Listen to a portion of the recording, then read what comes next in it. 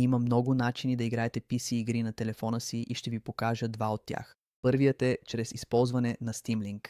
Като отворите приложението, то ще започне да сканира за компютри, които използват Steam и са включени. Когато телефонът намери вашия компютър, изберете го. На телефона ви ще се появи код, който трябва да въведете на компютъра и след като го направите, телефонът ще извърши тест на мрежата. Също така се уверете, че компютърът и телефонът са свързани към една и съща Wi-Fi мрежа. След като тестът приключи, натиснете ОК, а след това натиснете Start Playing. Ще видите как на компютъра веднага се отваря Steam Big Picture и на практика използвате телефона едновременно като контролер и екран. Не всяка игра ще тръгне, така че пробвайте няколко игри преди да се откажете. По същество можете да използвате всяка игра, която сте изтеглили на компютъра си. И както виждате, работи добре с Half-Life.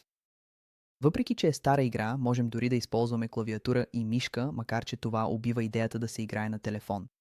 Но след това, втората ни опция е приложение, наречено Game Hub. Това приложение ви позволява да стартирате Steam, Epic Games и още други, което е направо невероятно. Сега можем да го изтеглим от Google Play, въпреки че е блокирано в някои държави като моята. Все пак можете да го изтеглите от уебсайта, който ще оставя в описанието. За да го настроите, ще ви трябва Gmail, за да може приложението да ви изпрати код. След като влезем, виждаме, че можем да свържем нашия Steam акаунт. Използвайте който и да е начин, по който искате да влезете във вашия акаунт.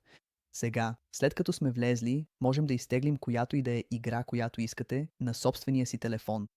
Някои игри няма да тръгнат, някои игри ще работят съмнително, но виждаме, например, че Deltarune върви перфектно, въпреки че има артефакти. Нямам отговор защо се случва това и дали може да се случи и при вас, но в моя случай изглежда така и работи добре. Можете да играете която и да е игра, където пожелаете.